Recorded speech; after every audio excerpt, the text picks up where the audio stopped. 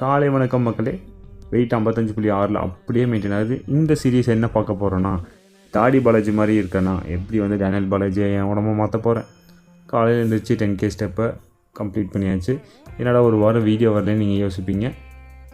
கொஞ்சம் சோம்பேறித்தனம் தான், வேறு என்ன. புது ஒர்க் அவுட் கொடுத்துருக்காரு நம்ம கோச் சந்தோஷ். இனி அந்த புது ஒர்க் அவுட் நெக்ஸ்ட் வீக்லேருந்து எப்படி ஹெல்ப்ஃபுல்லாக இருக்குதுன்னு பார்க்கலாம். விடாமுயற்சி மக்களே, அதுதான் முக்கியம்.